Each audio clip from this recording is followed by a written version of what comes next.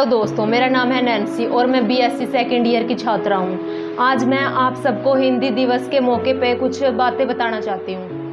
आज आपको पता है कि आज हिंदी दिवस है। वैसे तो बाकी लोगों की तरह मैं भी आप सबको ये बता सकती हूँ कि हिंदी दिवस कब मनाया गया था, सबसे पहले इसको क्यों मनाया जाता है, ये सबसे पहले शुरुआत इसकी किसने की थी। लेकिन आजकल इंटरनेट का दौर है, तो आप सबको पता है कि इंटरनेट पर अगर हम सर्च करें तो कुछ ही पलों में हमारे सारे क्वेश्चनों का जवाब मिल जाता है। तो ऐसी बातें बता के मैं आपका और अपना समय बर्बाद नहीं करना चाहती। मैं कुछ ऐसा बताना चाहती हूँ तो जो आपके दिमाग पे भी असर करे, जो हमारी हिंदी भाषा की वैल्यू को भी बढ़ा सके। दोस्तों, आप सबको पता है कि हिंदी दुनिया में सबसे ज़्यादा बोले जाने वाली भाषाओं में हिंदी का स्थान दूसरा है। हिंदी पूरे विश्व में फैली हुई है। हिंदी को दूसरे देशों में भी बहुत सम्मान की दृष्टि से देखा जाता है। जब दूसरे देशों के मन में हमारी हिंदी भाषा के लिए इतना सम्मान है, तो हमारे भारत के ही कुछ लोग ऐसे हैं जो हिंदी भाषा में बात करना अपने लिए शर्मनाक समझते हैं और हिचकिचाते हैं हिंदी भाषा में बात करने से। जैसे ही सरकारी नौकरियों की बात करें तो सरकारी नौकरियों की अगर कोई भी बंदा तैयारी करता है तो वो ये सोचता है कि इंटरव्यू के लिए मुझे अच्छी सी इंग्लिश आनी चाहिए, मुझे टेंस वगैरह ग्रामर के सभी रूल पता होने चाहिए ताकि मैं सेंटेंस को अच्छे से बोल पाऊँ।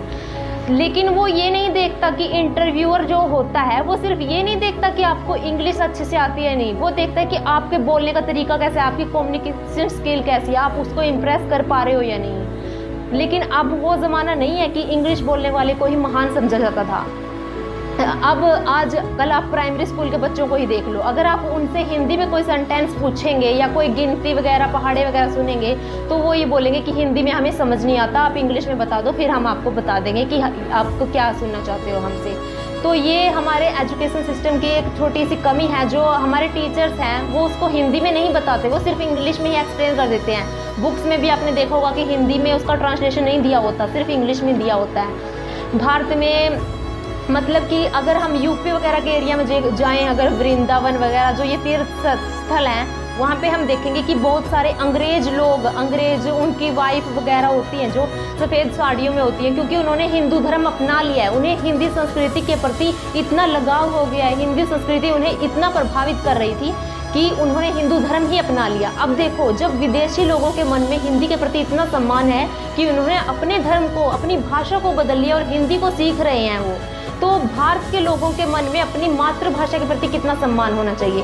ये बहुत ही शर्म की बात है कि अपने ही देशों के लोगों को हिंदी भाषा का सम्मान करने के लिए हमें ऐसे वीडियो के माध्यम से या किसी भाषण के माध्यम से बताना पड़ रहा है।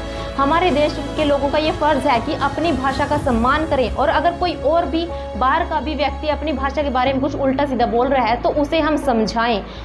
हर भाषा का अपना अपना महत्व है। हर व्यक्ति अपनी भाषा, अपने स्थान, अपनी चीज़ों से बहुत प्यार करता है, तो हमें भी अपनी भाषा के प्रति सम्मानित रहना चाहिए, उसका सम्मान करना चाहिए। कुछ लोगों का मानना है कि हिंदी भाषा किसी एक विशेष धर्म की भाषा है और वो उनकी भाषा नहीं है, इसलिए वो उसको सम्मान की दृष्टि से नहीं देखते। लेकिन ऐसी बात नहीं है।